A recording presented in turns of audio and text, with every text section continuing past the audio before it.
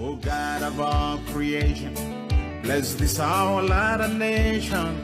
We have seen what's happening on the social media, on the Kedasa main official group. There is a disconnect, and people don't seem to understand the main purpose of Kedasa. Even they don't even seem to understand what Kedasa as an acronym stands for.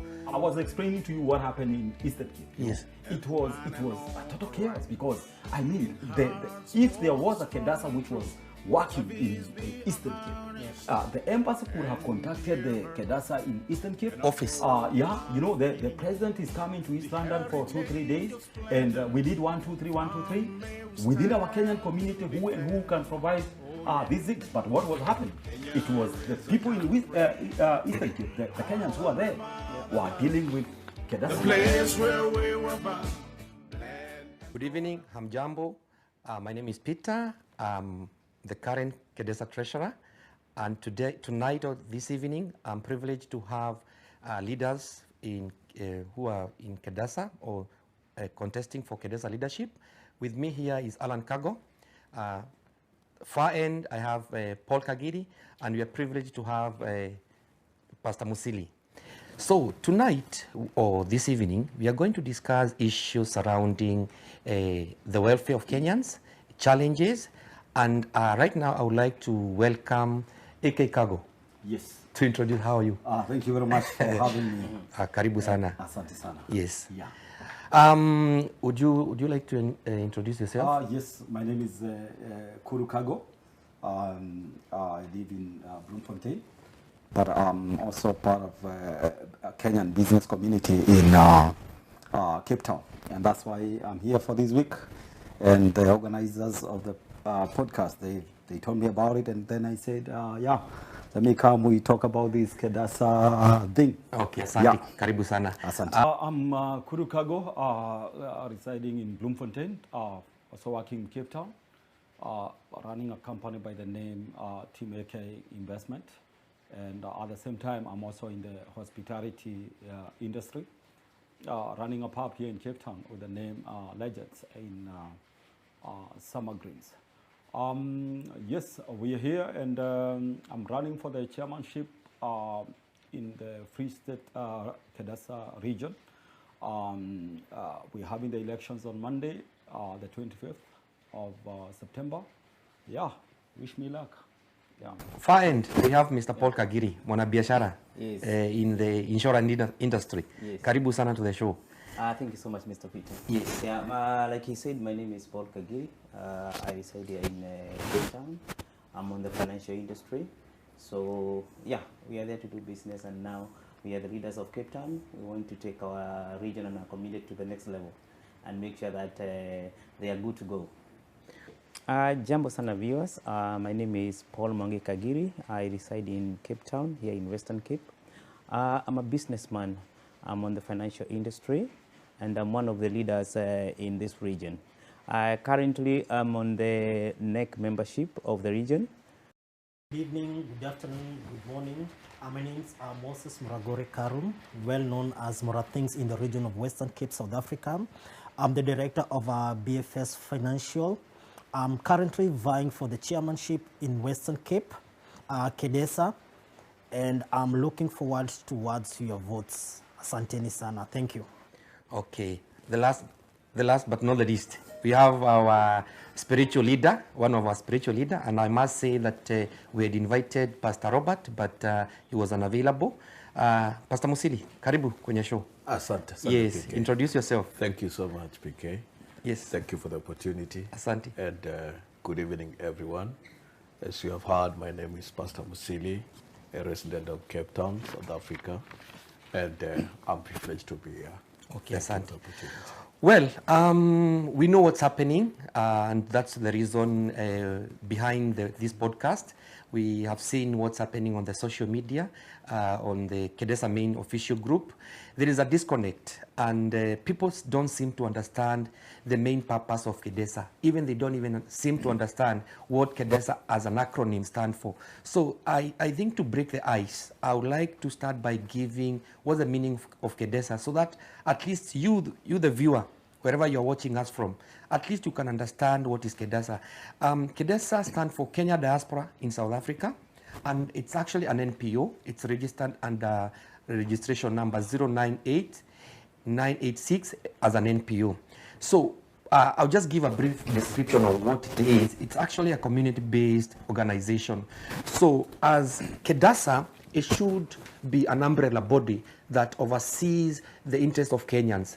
And at this juncture, I would like to welcome Pastor Musili to at least align his thoughts and views what kedasa should be doing for Kenyans and some of the challenges we are having. Pastor. Thank you. Thank you so much, PK. Well, and thank you for explanation. Much as I've interacted in the wananchi hapa. Some of them, they don't know what kedasa is supposed to do or its functions. But I would like to say that I've looked at the document, I've inquired and done my own research about the kedasa as an organization. And when you go to the grassroots, as I've said, I work with people in the ground. There's a lot of expectation from kedasa.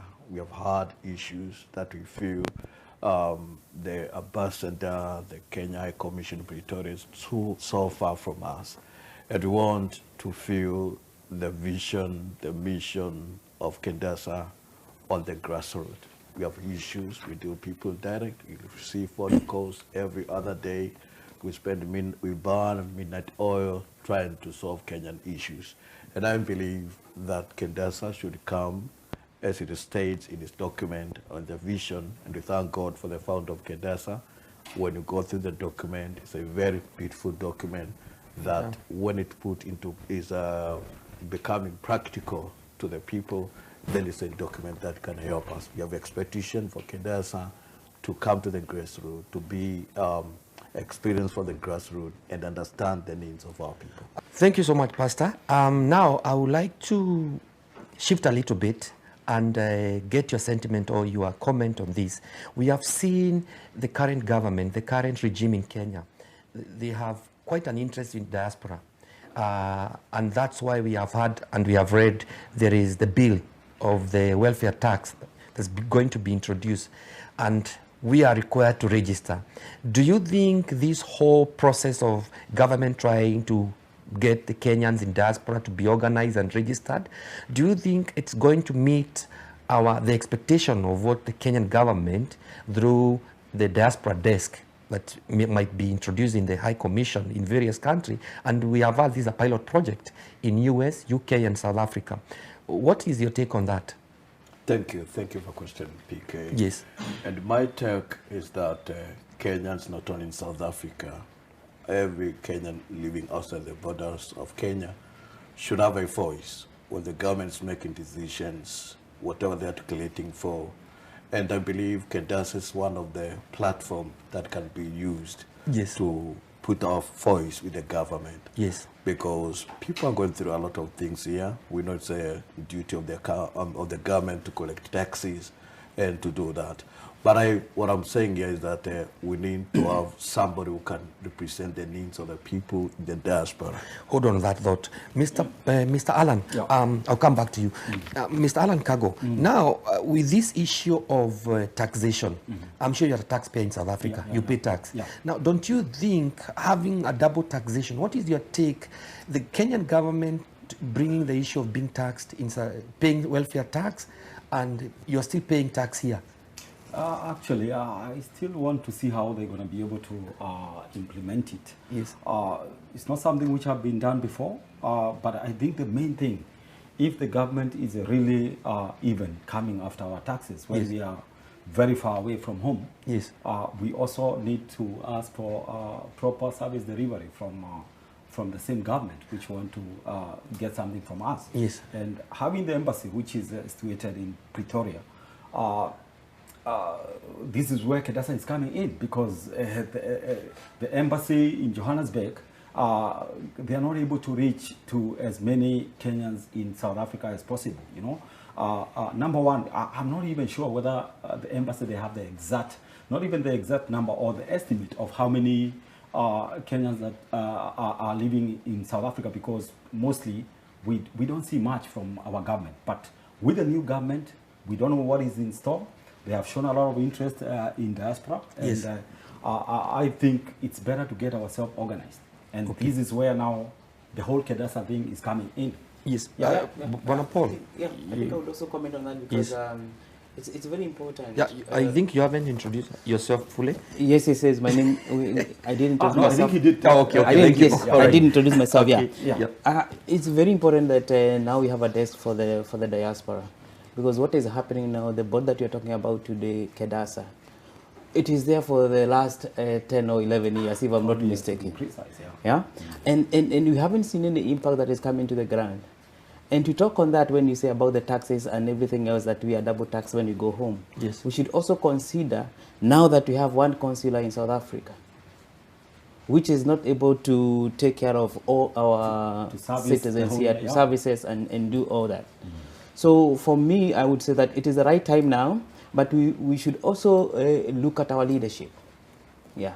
On the same note, there is this feeling of the disconnect on the social media, where we have seen a lot of Kenyans, they are not happy with the leadership, those who are contesting for the leadership. And if you have read the book by Chinua Achebe, called A Man of the People, there is the book is full of situation, the irony. Okay, so it feels, and there are two characters on the book. There is Samalu Odili, and there is Chief Nanga, and one is protagonist and the other antagonist. So my question is, they feel like the leaders we are going to elect in this forum in Kedasa, are they there for the common wananchi? Are they there? Are they going for those seats because of the remuneration, the seating allowance, or are they really going to represent Kenyans in various regions? You You can can tell you answer that. the truth, what is happening at the moment. We are still in those ages where people are leading us and deciding for us and making decisions for us. And I think that's why we are here today to discuss about what is going to happen about our leadership with Kedasa. Because remember now what is happening for the last 8 years. We never had Kedasa. Kedasa never came to the ground to tell us. Actually, people doesn't even know what is Kedasa even today, even after 10 years. So what I'm saying is, the leaders that we need at the moment are leaders that are going to deliver, leaders that have integrity, leaders that are honest, leaders that are going to make sure that they follow the vision of Kedasa, they follow the constitution, and when they do that, without looking at themselves in terms of where they are going there to be paid or not, then I think we are going to have a good organization that is going to lead our community to the next level and to make sure that at least something is coming back to our community. On the same, maybe to add on what Kagiri is saying there. Okay, first of all, let's agree. Whatever happened with Kedasa in the last 12, 13 years happened. Choba came, he founded this great organization, and then Bwana Kamato came in as the chairman, I think around 2016 there, or 2017, I'm not sure, and then until now. But the way Pastor and Kagiri, they are saying, we have not felt Kedasa in the ground. Kedasa have remained a briefcase kind of an organization where like it's in the pocket maybe of the few people, or the people who are running it are not in the ground. And what we are looking for as we go to the election this time round, we want Kedasa to be felt right in the ground. Because some of us, Bona Peter, we have been here for about 20 years, more than half of our lives. Therefore, we need politically and through representation, we need a body which can represent Kenyans in South Africa well, not as the Kedasa that we have had for the last few years and stuff. But we don't want to point figures. There's something I want to bring in. And I want to thank Dr. Chomba for the vision. He was one of the pioneers with many others. And when Kedasa was registered as an NPO, and then we had the leadership of Bwana Kamato, who is the current chairman. And I happen to be in the leadership as the treasurer. I must say that Mr. Kamato did quite well in terms of awareness, because previously, and we must give credit where it's due, Chomba did well in registration of the NPO. The person who really made Kedasa known, you can attest to that, is Bwana Kamato. He did quite well, and he came to Western Cape. But now, and that's what I've been saying, that Kedasa is in the infant stage. We have been crawling. We need now to start standing and walking. Yeah. And the new leadership on AKA needs now to take kedasa to the next stage. And this is where now I'm bringing the issue of the situation irony. The leaders, and I'll ask each one of you to give us your views on this. We can't have leaders seeking leadership to benefit. It's not right. Morally, it's wrong. Yeah. So the kind of the caliber of leaders we need leaders who can deliver. Now, and Bona AK, and I think we had a discussion some previous time back where we were saying that Bona Chomba advocating for online election, it has its own hindrance because we cannot elect some. Kenyans don't know each other. We have Kenyans in Mpumalanga, we have Kenyans in Eastern Cape, some are in Western Cape. Not unless you are really in the realm, in the social, some might not even know. Paul Kagiri, you might have some people in Western Cape, in Eastern Cape who don't know you. So what we are saying, or my view on this, is that we should have leaders from region upward. And those are the terms that kedasa, the current kedasa has given. And Mr. Paul, you have a point to add to that? What I would just add is, remember kedasa is an NPO. So when you talk about the leaders that we should have today, it's not people who want to enrich themselves. You must come and be our chairman and make sure that you are working for the community. You don't want to enrich yourself. And this is what has happened. You all know the rumors that are going on the grassroots at the moment. That what has been happening for the last 8 years is just a few people who have been enriching themselves or who have been benefiting. Yes. Look, we have been having a lot of dignitaries coming here. Our deputy president, our president came. And what we have been hearing is just things that we cannot speak on today. So I think the integrity of our leaders of tomorrow must be at. So to add on that, on what Kagiri is saying here, you have even noticed, even the embassy themselves, I think they can confess that even when they have a leader coming, either in Cape Town or Johannesburg, they are not able. We don't have that body which they can communicate to and welcome tell them. Kedasa, okay, no, we have the deputy. Like I think on December we had a deputy president here in Cape Town who visited only some few places and he went to church there with Pastor Rob there. But if we had a kedasa which was working, we could have mobilized our people to come and put our deputy president maybe on a podcast like this one and ask them what are they doing for us in that. So, Bona Alan, just make us understand.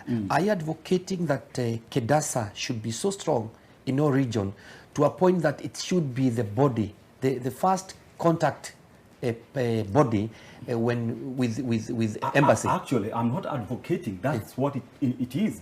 I was at the embassy about 5 weeks ago, and the only organization that we have as Kenyans in South Africa, which is recognized by the High Commission, is kedasa, and we keep on hearing like, okay, we have a body which is representing us.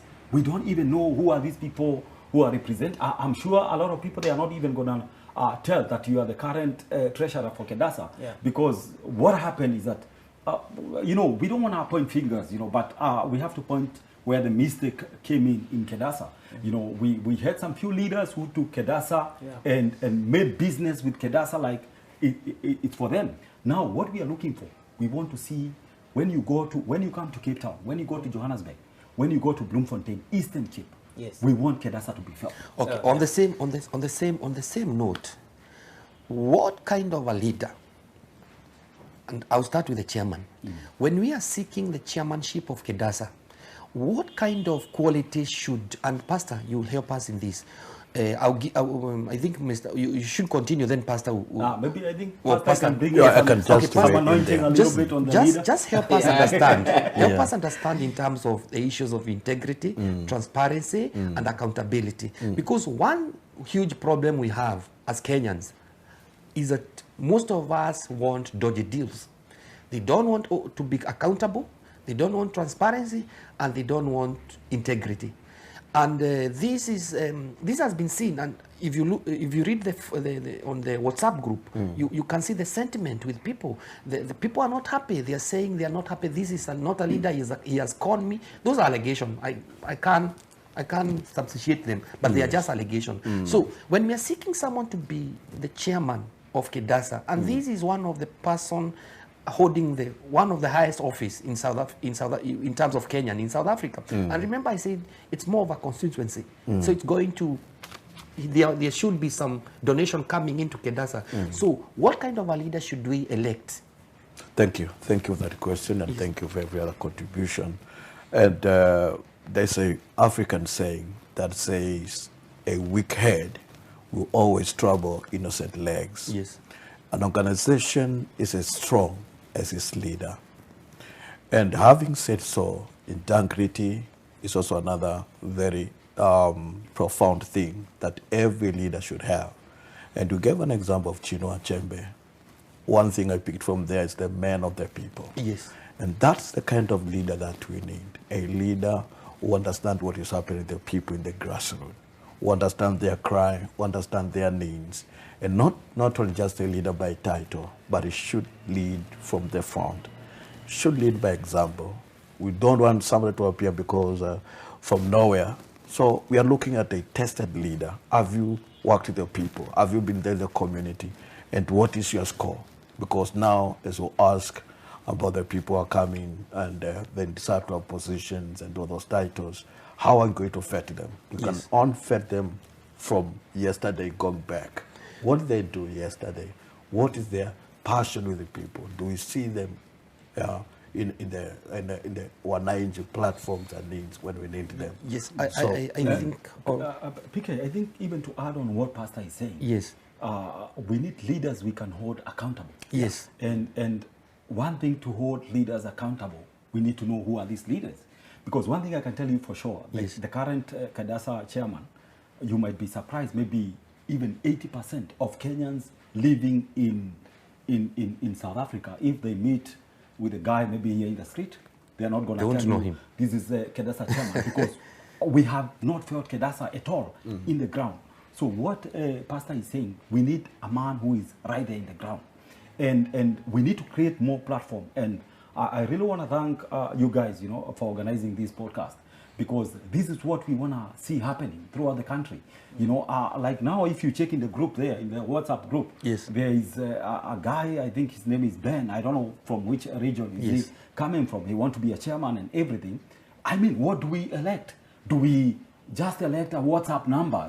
You come there, you say your name is so and so, and how do we vet you? Because that's what Pastor is trying to talk about. So we want all these leaders who are saying they want to be leaders. I know one of the top contenders, Mr. B, and I think we need to invite him very soon on this podcast, where we can come and talk about kedasa issues. Because if you want to be our leader, we need to hold you accountable, And that's what we have been telling even people in Bloemfontein, like the leaders that we are going to elect to represent even the region.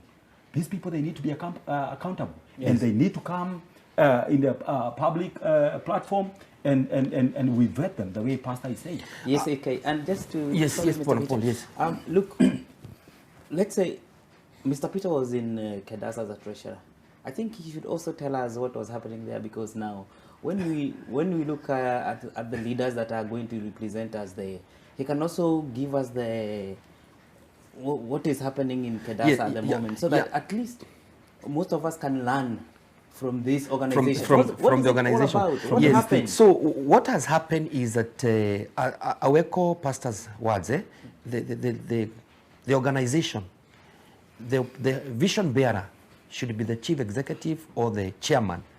And there has been, I wouldn't want to point fingers, but kedasa has been more of a dead body going, because there isn't much that has been happening in terms of we don't have funds. And this is a very important issue, is that any organization, I'm an accountant by profession, any organization that cannot generate income, how are you even going to spend, accomplish whatever you want to accomplish? So there's no money. I'm the treasurer, I'm the national treasurer, but there's no money. The funds that have been there, it was just to cater for bank charges. So we need a leader, the new leadership that's coming in, whoever is going to be a leader, to actually to be able to have means and ways of generating donation or revenue for the organization, so that the impact of Kenyans in South Africa can be seen.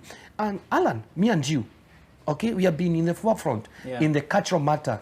We have brought Kenyan musician. Yeah. Okay, that kind of leadership is what we want. Cultural. If you look at the manifesto of Kedasa, it says here celebrating our rich cultural heritage and contributing to the betterment of our community. So, us as Kenyans, us as a people, how are we able to actually make us prosper while still holding our heritage as a people in South Africa? PK, Yes. just to come in there, you will even be surprised that these kedasa have been actually absolutely useless, if I might say in quote, because we have even in Johannesburg, in Gauteng, and this is what we must fight. From Western Cape, from Eastern Cape, any region we have in this country, kedasa must not be for Gauteng people. And we have this kind of a big brother mentality from our brothers and sisters from Johannesburg and Pretoria, where they feel like, maybe they are next to the Balozi there and the High Commission, and they feel like they need to run this in. Kedasa must be felt in the ground. I can tell you, they normally have what they call maybe a Kenyan Day in Johannesburg under kedasa. I went there by the embassy, and I was surprised to hear like the outgoing chairman saying that they used to hold these heritage kind of days and stuff. Kenyans currently, but the other regions, they didn't know that's happening. That's why I'm saying, even you see, like for him, being the treasurer, but most surprising is that even the transaction which were happening within kedasa, the head of treasury department, he was unaware. I was unaware. And I think we saw that on COVID time. Yes. We are only seeing on the Facebook platforms that only food that is in Pretoria and how. Well, on the issue during the COVID, I would like just to air. I wasn't entirely happy on how it went down, but there was only 5,000 that was allocated to Western Cape. 5,000 during COVID, okay? And the other amount was distributed in Gauteng and Pretoria. I wasn't happy, and I raised the issue. And, with no fear and contradiction, I raised the issue with the current leadership. And that's why, Bwana Alan, I'm saying, we need leaders who we are able to tell you are doing wrong. It can't be, you can't be running organization as if it's your own company. This is not a private company. So the leaders, even Mr. B, I hope he sees, if he happens to win, he must, if I will be there under his treasurer, because I'm contesting for treasurer position again, I would be in a position to tell him, here it's wrong, because there are internal controls that should be in place when you're dealing with an organization that's not, it's public. And remember, as an MP, it's supposed to be audited. So you as a leader, you cannot just do things on your own. And when it's done, now is when you're doing damage control by telling us this is what you have happened. You want to add something? To add on that point, transparency need to be there within kedasa. That's what PK is trying to say.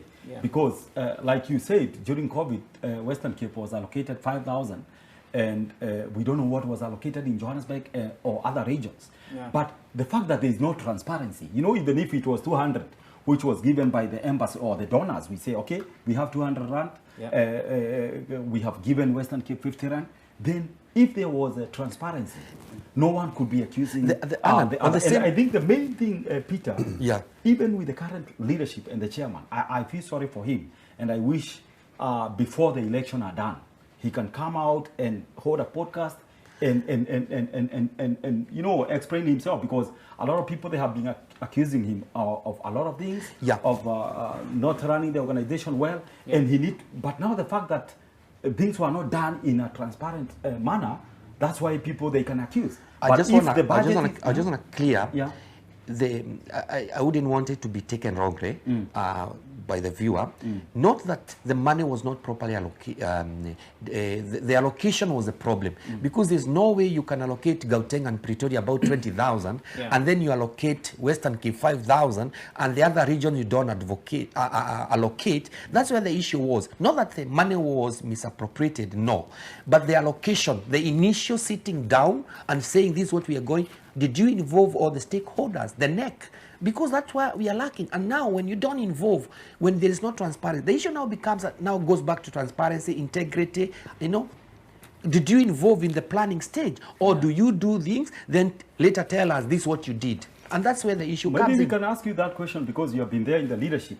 I don't know, do we even have an official email for kedasa? And the embassy, the High Commission in Pretoria, we need to tell them right in the face what you have been doing also, because we can blame those people who have been there in Kedasa, but I mean, they could not have done whatever was done if the embassy was not involved. The embassy need to stop dealing with individuals. Yeah. You understand? We saw when Uhuru Kenyatta came in Eastern Cape during that ANC event, which was happening in East London. Yeah. I mean, the Kenyans who are Kedasa came in as a representative of the embassy, and they had to organize vehicles, you know, to run the president up and down. And it's only one person doing this. PK, I don't know whether as a treasurer you are also involved in because if there is such, because I call it a tender, you know, if the president is coming, any diplomat. Okay, I'll cut you short. We're gonna come down. Let me explain to you what has been happening, and this would be my wish that Kedasa becomes strong in all regions, and anything that the embassy does, and I think the embassy needs to take a serious letter right now, that they don't deal with individuals, because we know in Gauteng who Kedasa deals with who. Yeah. We know in Western Cape Kedasa deals with who. So mostly it deals with Pastor Robert, and we are saying he does a commendable job. He does, but for us to have a strong Kedasa, could we have a Kedasa in Western Cape that is so strong that everything goes through Kedasa? And all that, I'm sure with donation and revenue being donated to Kedasa, we could have offices that are paying, that are financed. We have admin people working in those offices. Working in those offices, rather than have, Paul, rather than have individual that embassy is dealing with. Yeah. Because what's the need of Kedasa? Again, if we can empower Kedasa in Western Cape to have a region and an office, we have it in Free State, an office that's running. If people, there are issue of papers, they have Kedasa there. Yeah. In KwaZulu-Natal, they have Kedasa. That's the only way to make Kedasa. And we are not saying that people shouldn't get these tenders or shouldn't get these jobs. They can. But can it, and this is what we are talking about. Can it be available to all Kenyans? All Kenyans, through Kedasa. Yeah. Because, you know, I mean, if the embassy is coming in to deal with one specific person, and these are being the biggest failure for Kedasa, you know, because the embassy decided to only be dealing with these people. I was explaining to you what happened in Eastern Cape. Yes. It was a total chaos, because, I mean, if there was a Kedasa which was working in Eastern Cape, yeah.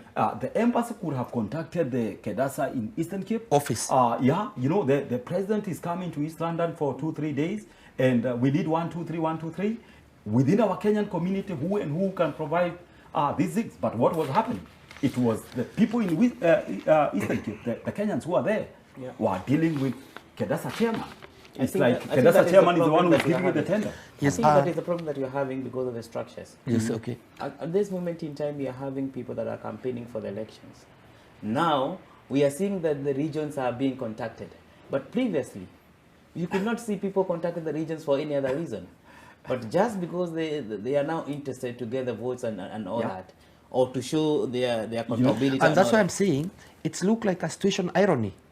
Back to the Chenua Chembe. Yeah. Chief Nanga was there as a politician just because he was benefiting to be a politician. Yeah. And yet the plight of his people, they were still suffering and selling lies. You know, that's why I'm saying, if we are going to elect leaders into leadership and they're coming from Mashinani, could they actually, and Pastor, back to your words, have they been tested? Have you been seen?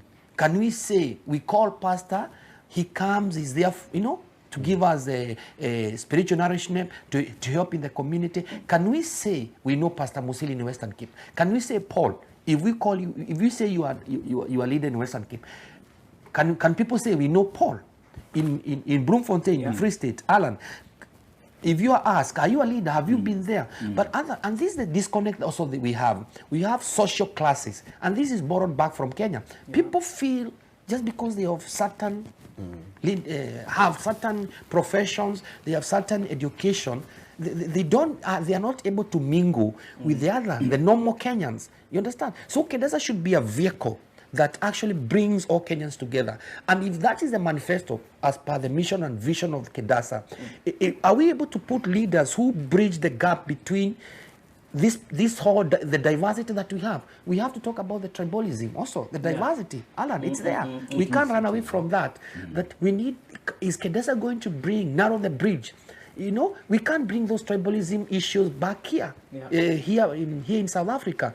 And you know, it worries me that someone is still thinking in his tribal mind, and yet you're in South Africa. You have left Kamagendo, you have left, you know. Actually, when the unfortunate thing like xenophobic they happen, yes, and we are beaten as foreigners and staff or Kenyans, they don't come asking whether are you a Kikuyu, so that maybe I don't hit you. So once we are in this country, and I'm not saying we should not have all the, we should definitely look into the whole, I mean, we should have leaders from all the tribes, yes, you know, accommodated in Kedasa. But if you can check what is happening on the main WhatsApp group for Kedasa there, you know, there have been even the tribal kind of politics, which we don't need in this country. I think we'll shift the gear now and talk about the issue of diversity and inclusivity. And you know, it's a very thorny area, and it's also there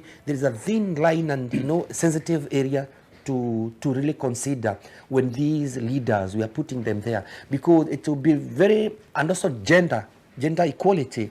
We don't want to be seen, it's a fact that one community has numbers, but also we have to balance. But again, we can't, and you know, this is the issue I saw in the group. We cannot go handpicking people from their houses just because to fit the diversity. The equation. No, we must not do that. We can't do that. Leaders are leaders. Leaders are leaders. We are not going to go but we need to bring looking for a certain inclusivity. Yeah, but I think even the constitution for Kedasa, yeah, even the way they covered the issue of Mayfair and the Somalis that we do have in Johannesburg, yes, Kedasa have tried actually to accommodate Kenyans from all kind of regions and stuff.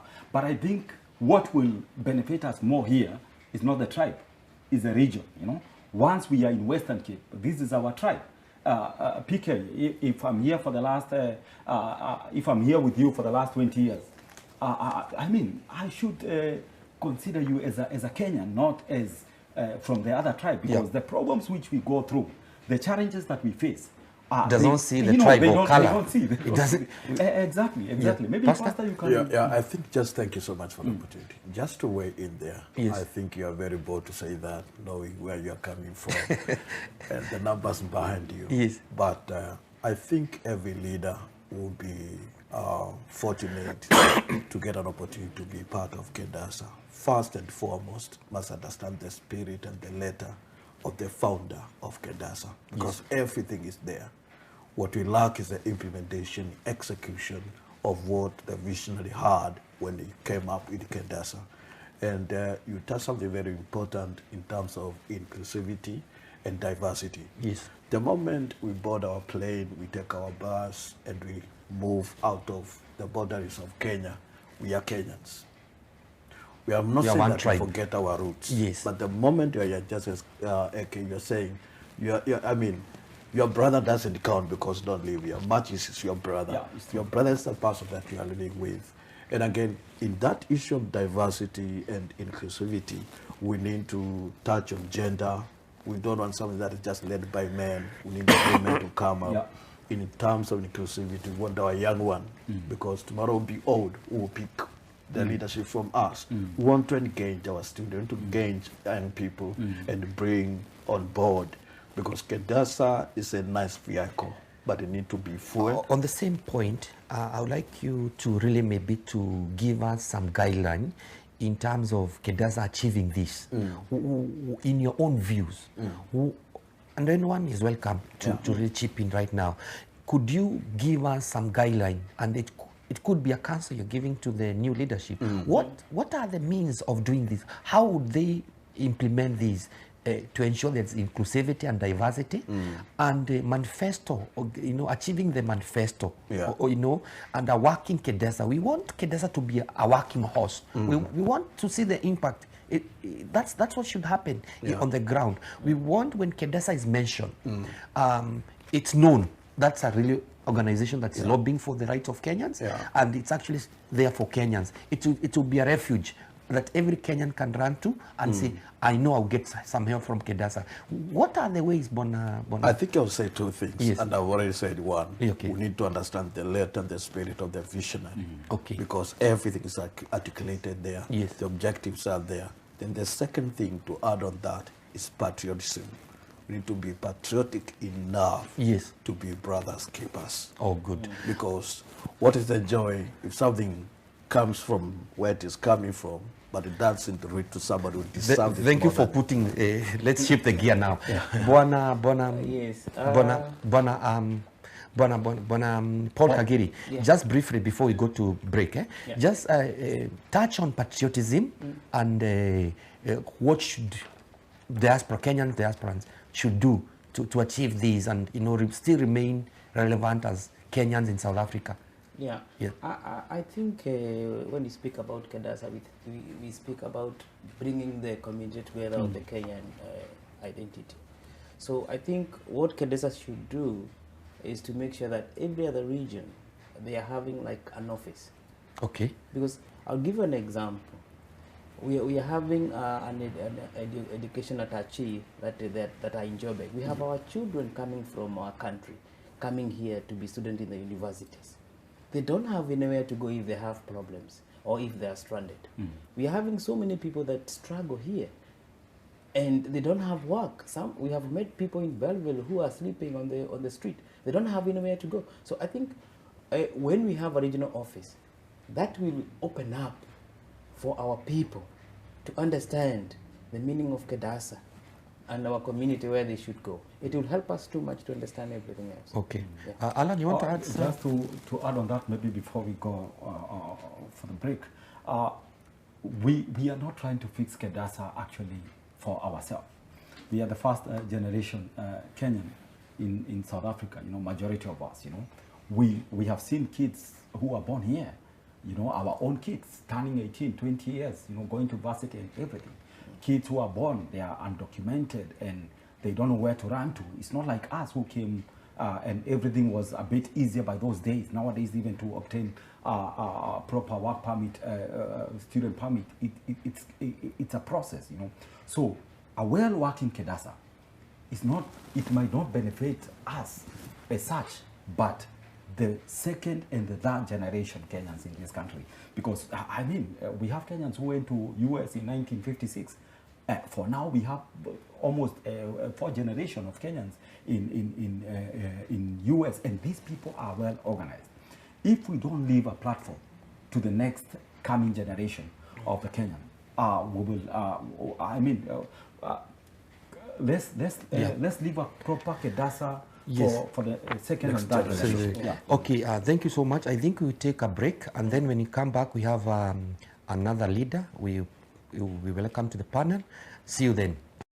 Welcome back to the forum, and right now I would like to introduce another member to the panel, and one of the leaders from Western Cape, Moses Muragori. Karibu sana. Welcome and introduce yourself, please. Thank you so much, Bona PK. My name's Moses Muragori Karu. I'm well known in the Western Cape as Morathings, and it's good to be here. Thank you so much. Asante. Okay, Asante. Thank you. I would like us now to change the focus and really go to elections, to discuss the topic regarding the upcoming elections. And Bona Alan. Yes. I heard that you're contesting. Is it true? Currently in Free State, I'm one of the nominees for the chairmanship. Yes. We are going to conduct our elections on Monday.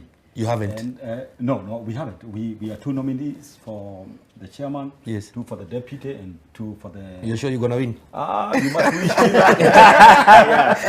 Yeah. Okay. Well, now with the current constitution that we have, Kedasa constitution, do you think it's fair? We are going to have a fair and a clean election? I think the current constitution for now I can say it's okay for now, because kedasa have not failed because of the constitution. It failed maybe because the people who are there, they didn't want to implement what the constitution is saying. Yes. So definitely the new incoming National Working Committee will have to look into so many areas in the constitution, because as the organization grows, definitely we need to change a lot of things here. On the same issue, there was a meeting called by the embassy of all leaders in Pretoria. Yes. And there was a huge disagreement on because the current regime was saying the elections were due to be held in November. And there was a disagreement, and the need for an interim body was formed to usher a new leadership, which I think both of us are members. Yeah. And on that note, do you think, because I think a lot of Kenyans who are following these on the forum, there's a feeling of dissatisfaction, okay? Like they are not involved. What are your take on the matter? And, you know, I would like you to contribute, then I bring in... Yes, okay, to just add on that, I was in that meeting which happened at the High Commission, and I saw some people in Bloemfontein asking who appointed this interim committee, because it's the interim committee which was given the mandate to come and together with the outgoing leadership to go and conduct the elections. Yes. So a lot of people, they were asking who appointed them, but we should even be thanking them, because it's them who went to the High Commission and told Madam Balozi straight in the face that, I mean, kedasa have not done election for 6 years. We were supposed to have, you guys were supposed to have conducted election three, almost 4 times now, but it didn't happen. But the people who went to Pretoria, they went with one mission. They told the High Commission. I would like to interject a bit. Yeah. When you say kedasa had not held the election for 6 years, and my question is, why the need now, at the moment when they had a word going that the Kenyan government is more involved or has an interest of having kedasa on the diaspora on board? Is there a motive behind the whole? I can't say it's because of what is happening in Kenya. It's because of the pressure in the ground. Kenyans, they came to realize that we have a body which is representing us, and we asked for the constitution of that body. They are supposed to have election every 2 years, and they have not happened. And I think the pressure came with, we have a very big number of Kenyans who really want to take control of whatever is happening in kedasa, and that's where the pressure came in. I think the reason why the elections were not held, if you can correct me, remember we had the issue of COVID. It's one of the issues. There was the issue of COVID. Yes. I raised that point, and people are not really happy with it. But I think there was an issue of COVID, which really, most I'll give you a chance, just now. I think there was an issue of COVID that really is, Alan is not happy with that issue. You see what is happening? I'll tell Peter. Look, it shows how kedasa is unpopular in South Africa. That's why you see now people are now coming up. And when we speak about the desk of the diaspora being now on the table, now people want to fight for it. Because remember we spoke when we came here about the integrity of the leadership. Yes. So all these things coming together are the ones that are making the uproar of the people. Because kedasa was not well. But how do you have now, how do you make the awareness if the organization has no funds? That's one thing. Because there's no way, I'll give you an example, Bwana Alan and everyone. I've been involved in those meetings. We go back to our pocket and pay the ticket to Johannesburg, to attend those meetings.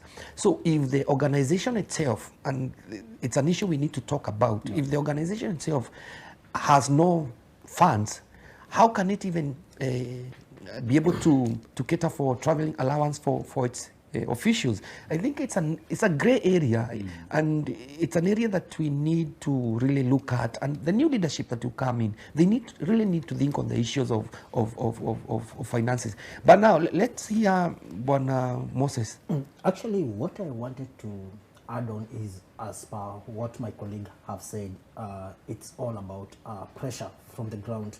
And we, as Kenyans community, we ask ourselves, why haven't we had election for the last 8 years or 6 years? Aki, to be frank, I think this is the first time Kedasa will be doing the elections, because as per my understanding is that most of the leaders who are in Kedasa were nominated in different regions. So this is the term we're going to be having elections, and this is the term now the normal mwananchi or the normal Kenyan in South Africa will have an opportunity to elect a leader that he knows is an integrity leader, honest leader, and transparent leader. When it comes in terms of funds, why Kedasa doesn't have funds, we should look at the root cause why Kedasa doesn't have funds. It starts with the leadership. If the leadership is not right, then Kedasa itself or the body itself, it won't have funds.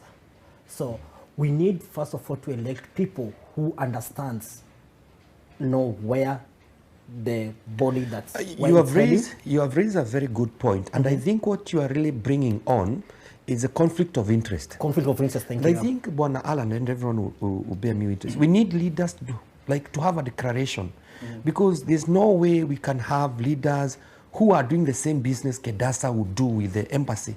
I think, if I'm wrong, I beg to be corrected, but I think this is where now the issue of conflict of interest is popping up, and people are not able to serve the Kenyan community because their interests come first. Because there's no way, if there are tenders, you end up having those tenders of those opportunities, the opportunities that should have been run by Kedasa. And just to come in, and that is the real issue why we didn't have elections, because there are some people who didn't want election to happen. The issue of COVID, and I think we should stop talking about COVID anymore. We had one of the biggest economy in the world, or democracy, which is US of A, conducting elections in the middle of pandemic, in 2020. And then we have Kedasa, which is only 18 members who are going to Pretoria to elect the national, the NEC, saying that even now, blaming COVID almost in 2024. So I think it goes back to the point, the people who are there, and I want to thank those leaders that we have had there before, Bwana Kagiri, they brought Kedasa, Bwana Kamato brought Kedasa to the people, but the real transaction of Kedasa was not brought to the people. The same thing South Africans, they are fighting for. They say, no, 1994, you guys, you give us freedom. But where is the money? Where is the wealth?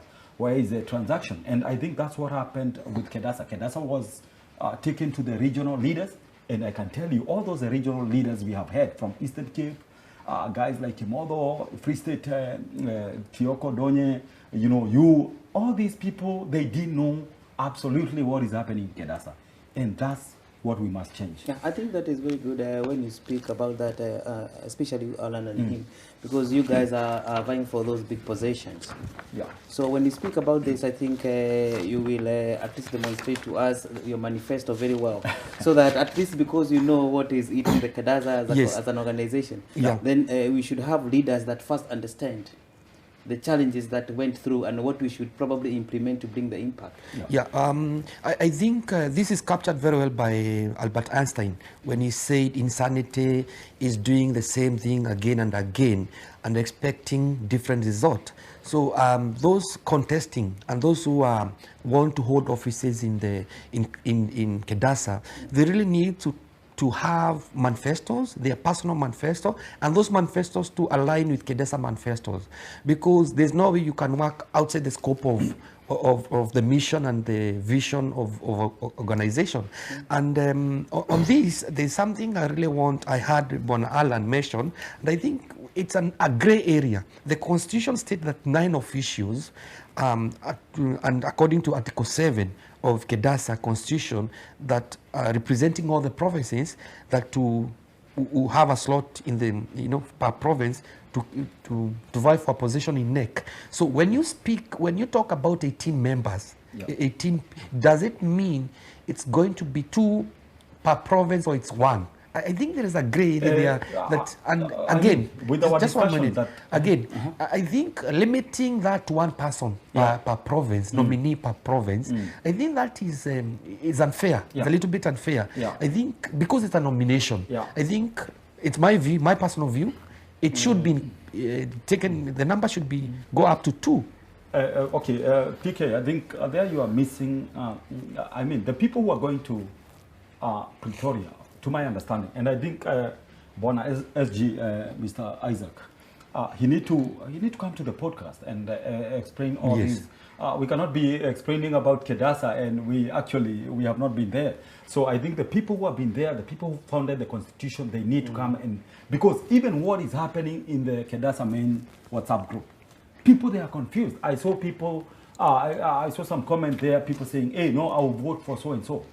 I can tell you, in that WhatsApp group of about 900 Kenyans, they think they will vote. SG came to that group and told everyone, go back to your region, give us the delegates. The delegates are the one who are going to come and give the delegates the mandate. Those are the people who are going to go and vote for. And this is where PK is missing the point. But I'm reading as per the constitution. No, per the constitution. Per the notice, sorry. Yes, you are only reading the first part. The first part, we have 9 representatives. Those will be elected. Those are nominated nominee from the provinces. Those are office bearers. No, the nominee from provinces, as per my understanding, there are 18 nominees. And I think even Bona SG, he did explain that in the interim group. There are 18, there are 2 people who will be going to as delegates. You know, per province. Per province. Okay? Remember, it's not 9 people who are okay, the position available, it's for 9 people. The neck, that will form the neck. Okay, but now we shift to that and we shift to how many nominees should the province give? Is it 9? Is it 2 nominees? 2. Or 1? It's 2. No, I think the question you should be asking. Don't confuse with the when we leave working committee. National working committee. Let's start from there. Yes. When we Western Cape 2 delegates, they leave here to go to Pretoria. Yes. To go and vote. Yes. They will go 2 people. Okay, those are the delegates. National Working Committee, 18 members. Then those 2 people. Per province is given 1 slot. 1 slot. And actually, I don't know whether it's given. Okay. Now, if those 2 are going to vote, you're saying are 2. Okay. Are they eligible to stand? Yes, we can have one going for the chairmanship, another one going for deputy treasurer. You know, and both of them, they are still in. I think it's a gray area that our SG needs to really, because from my understanding is that the National Working Committee is made up of the regional chair and the deputy chair, who are elected in the regional, and then they elect 1 person or they nominate 1 person to go vie in the neck. Though these two, the chair and the chairperson, the chair and the vice chairman, vice chair per province, they'll be voting. Before we give the other panel this side, we have Limpopo and Mpumalanga. Yes. Yesterday we saw that they gave us their 3 officials in the region, because it's 1 region. Limpopo and Mpumalanga, they fall under 1 region. Yes. And you can see clearly what SG said. SG said, now we have the 3 officials from that region, and automatically, out of those 3, they will appoint the 2 delegates who will now go and contest for the national seat. Okay. On the you have something to add. You had something to say. Yes. On the same sentiment, Bona Kago was talking about. What I wanted to say, for example, because there is a lot of confusion and I've seen it in the group. People are getting confused. When we say we're gonna give 2 slots, do these 2 slots include those people who are vying for the chairmanship, or does it include those people who are vying for the neck? Because there are people who are gonna be on the neck, and the people who's gonna vie for the chairmanship. So there is a little bit of a confusion there, which I think Bona SG should come out and clear. I think there is a little bit of confusion, which our current SG from Durban, Bona Isaac Idenji, should really maybe come out and really explain this to invite him on the Yeah, pod show, on- man. on- We come here and we Yeah, have a yeah, conversation. yeah. We don't want these kedasa people who are just everywhere. Even Mr. B, I mean, you have his contact number. Yes. Yeah. Tell him the podcast is open, you know. Yes. I think everyone that, because now we are like almost not like we are actually in the election mode. Yeah. I think it's good for every contestant who is contesting for any seat. They should think of really talking to the people so that they can sell their manifestos and tell us whether their manifestos are aligning with the kedasa manifesto and what they are going to do for the Kenyans in South Africa. I think it is also good that when leaders are now going to the podcast, and most of the people now will understand what Kedasa can do. Exactly, I agree. We will also understand what kind of leaders who are coming for the future. Yes. Yeah. So that we are in a better position to know exactly who are we going to either nominate or who are we going to choose as our leader. Yeah. So I think being on the podcast will educate a lot of people and also give us a leeway on how we can get quality of leaders. Yes. And on the same note, on the same note, what he's saying, I think when it comes to Kedesa, we need a leaders whereby they are easy accessible, you know, because on the ground we have different. Kenyans are facing different challenges, and they want people that they can talk to. We have you can name it, from documentation, going towards doing business, getting different services. Even sometimes people, they feel going to the embassy, it's just an hassle just to get you are right, like just to get a passport, you know. People, they don't know how to go about it. But once we have a body like this, and we elect leaders who are very accessible and who can talk to people, we will make things easier for our own Kenyan. Yeah, just to a little bit shift the topic, but still aligning to what you're saying. Yeah. I think what you're talking about is the civic education, you know, because we have a situation where it seems Kenyans don't understand that what Kedasa can do and cannot do, you know, can achieve and cannot achieve within South Africa, you know, because this is a different country. We are Kenyans, we are foreigners in this country. So there are issues or there are matters that Kedesa is limited as an organization. Because I saw someone who was talking about Kadasa assisting with funeral and paperwork. Illness. So you know, we need civic education, and this awareness. We need the upcoming leadership. They need to think on how they can hold forums, either online forums or face-to-face forum, where they go all over the country educating Kenyans. Okay, this is what Kedasa does, and this is what Kedasa can achieve. You know, if you become a member. And that's where now I really need us to discuss a bit before we come back to the issue of election. Bwana Alan, what is your view on Kedasa in terms of registration of members? Should this, we know Kedasa is an umbrella body, okay, for Kenyans right now in South Africa. Should this be an issue of chamas, the groups that we have, registering under Kedasa, or should registration of membership go as per Dr. Chomba's, what he was advocating for? I disagree with totally with what Dr.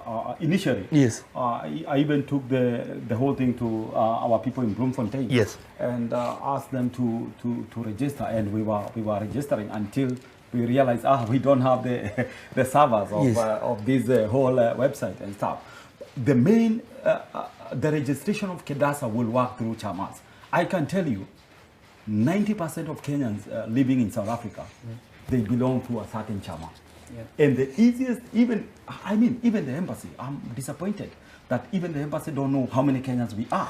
Now it goes to the point if you of bring all the chamas together under Kedasa, because that's what Kedasa is supposed to do. Yes. And we tell, okay, we have, like, let's say for example in Bloemfontein we have Kenyan for Kenyan and Umoja organization. We tell them, okay, how many members are you having? Can you give us the list of, and now this can be done in the region. The national Kedasa don't have to do that. So the region, they can conduct this process. They tell the chamas, give us the list of all the Kenyans that you're having, because we need to register. The embassy need to know how many people we have. I think on that same point, are you saying that the chamas should keep a database of their members? No, currently, chamas Currently, the are- chamas- they do have. have. Even So if- should these? So once they register with Kedasa, should Kedasa be able now to have this database because the chamas are the members, or And should the members remember, be? in a place like Bloemfontein, we have members who are of this chama and that chama. Yes. So the regional kedasa Yes. need now to sort out that register. Okay. Say like in Bloemfontein, like for me, I think in Bloemfontein we are around maybe 250 to 300 Kenyans who are Yeah. living there, families and stuff, who have kids and stuff. So these two chamas, they can be able to register everyone. Yeah. But through now the Kedasa. question is, And- I just need him to clarify. Should now members be a chama as a member or individuals as members? Definitely, we are in Kedasa as individual, you know, but we are our college, what they call college in US. It should be a chama, but you are registered because I mean, in case of something, Yes. The embassy and the Kedasa, they need to go through these chamas to reach out to the community. Okay. I think Sorry, that's fine. Mr. Moses. Just to add, you see Kedasa being the vehicle of every other Kenyan in South Africa. Yeah. It's necessary for the embassy itself to be listening to Kedasa in terms of maybe data collecting. Yes. You see? So that is why it is important regionally, especially this region like Cape Town, which is having a lot of people, to have an office whereby people can learn Yes. about Kedasa, people can register, people can know what Kedasa can do for them. You see? That's why all these regions, especially these big ones, they should have an office Okay. of Kedasa. and that's what I think that's a very important point. And sorry, and that's what like us we discuss in terms of should we have like individuals or should we have the groups? Because on my opinion, I think Kedasa is the mother body, is the vehicle. Yeah. And I think for us to make work easier for the regions where Kedasas in each region, if Kedasa works through the groups like the way Mr. Alan has suggested or you have said, it will make easier because remember, if each and every Kenyan is in a certain group, it will be easier for Kedasa. Even if when it comes to, in terms of collecting revenue for running up the office for Kedasa's office. So we know, like for example, like in Cape Town, we have some quite few groups like Millerton Kenyan community. It should give like a certain amount. You know, the member they contribute to that, then it comes to Kedasa, it comes into that, and that will make things easier rather than having individuals. Because can you imagine trying to control 1,000 people or 2,000 people, trying to get registration for each and every one of those people who would like to have service.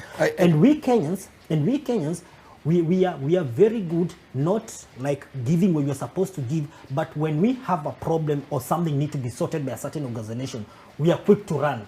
And we are quick even to throw, to paint it with mud and saying, no, those people are elected there, but they don't want to help. But yet, the funds and what is needed to run the organization is not there. And I think that's the current situation whereby we are having like the national Kedasa doesn't have funds. It's just there for the last 8 years. So what you're but it's saying, just there. Mr. Moses, what you're trying to say is that the chairmas should be registered, Yes. with not the Kedasa. members. Yeah, no, remember, the main focus of Kedasa is the members. Yes. Okay, but now the person Kedasa deals with is not the member. Yeah. That's where the chama is coming in. And we are saying to get the easiest kind of a registration. Yeah. Because we, Kenyans in the ground, they are very organized. Yeah. These chamas here, they have been delivering. So it will be more effective. It will be more easy. If the Kedasa, chairmas were registered Yeah. under Kedasa. So the Under regional, Kedasa, the yes. regional Kedasa need to Come up approach with- all these chamas. If we have a chama with more than 40 Kenyans, maybe there should be a threshold there and stuff like that. Because I mean, not every chama of every 5 guys like us sitting somewhere. Then Yeah. Okay, on the same issue, I would like to discuss, sorry, I'm not attacking anyone, Okay. but there was this registration online that was being advocated by Dr. Chomba. I'm a Kedasa official, although we were told we are there illegally, but the database is not... but be there illegally, you are still there. We have a lot of people who are here illegally, but they are in South Africa. So we were told we are in the office illegally. But now the question is, Dr. Chomba and the group went ahead and told Kenyans to register on the website. Now the question is, now if the database is with an individual, and Mark, I'm not saying I'm not saying they are bad people, but I'm saying there's no accountability. If your data is sold, you can't come and sue Kedasa because even you don't have the key or the keys to the website or whatever it might be. We don't have the control of the website. The website is not with Kedasa. I think there was no control, and it's a failure. I think it's one part of the failure of the current leadership, because the chairman of the current leadership would have made sure that something that's a intellectual property. In essence, it's the same issue that he was raising previously before. When he spoke about all these readers of Kedasa, they have their personal emails. Yes. Yeah, you mentioned. The same thing. Yeah. So I think that I would like you to give your views, Bwana Kagiri, on the data being collected, on the Kenyans registering on the website. I think if that website is not owned, I stand to be corrected. It's not with Kedasa. I don't think any individual should be collecting data. No, not at all. It's not supposed to. No one is supposed to take any data for anyone as an individual. Yeah. If you are Kenyan and you want to be a Kedasa member, I think all your information should go to the Kedasa membership, not to any other person. Picture this. PK, just come in on what Bwana Kagiri is saying. Yes. And I wanna be honest. Yes. That was my main fallout with Dr. Choba. Yes. Because I mean, Choba is a guy with great ideas. You know, this is a guy I would like to have in my team. Yeah. And I wish him and the current SG. Yes. Even if they are not in any position, I wish they can be there as advisors. Yes. Because the guy is brilliant. He has ideas. I listen to him. The problem, we are not going to have another Kedasa, and that's why I was supporting Dr. Choba for chairmanship. Until I realized, no, the guy he wanna play it solo. You know, you come with your own website, you come with your own registration, you come with your own everything, you come with your own manifesto, and he's not even contacting the regional leaders, and that is a problem I think with Kedasa in Gauteng. They need to allow the whole country now to play this game of Kedasa. You understand? Okay. They must not think like, no, Kedasa is only for Pretoria and Johannesburg people and stuff. And in the next election, the coming election, I can tell you, we already have Northern Cape, Northwest, and Eastern Cape, you know, and I wish Free State and Western Cape can come on board. Yes. Yeah. We tell Gauteng it's not going to be... Bwana Alan, our time is really running out. Okay. I would like to give everyone some closing remarks, starting with Bwana Paul Kagiri. Are we done already? Time is flying. So I would like to give everyone a closing remark, to give 2 minutes, so that we can close. And this is not the last podcast we are having. I think we are going to have another episode. So this is a starting point. Bwana Kagiri, and also if you are contesting for any seat, please just say you are doing and what you're contesting for. Okay. For me, I'm not contesting for any seat. I'm just going to be on the regional NEC membership. Okay. But I would also like to see a better Kedasa. Thank you so much. There has been a lot of rumors of how Kedasa has failed us. Yes. Yeah. Because this vehicle, this Kedasa, is supposed to bridge the gaps for us as the community on the ground. Yes. We don't see that. So we need an organization that purely is going to consider the community who is down there and who is on top there. Thank you, Bwana Paul Kagiri. Thank you. Bwana Moses, 2 minutes. Yeah, thank you so much, Bwana PK. My name is Moses Muraguri, all known as Murathings. I'm contesting for Kedasa chairmanship in the region of Western Cape. Watch this space. If we are elected to the office, we want to bring difference. We want Kedasa to be felt on the ground.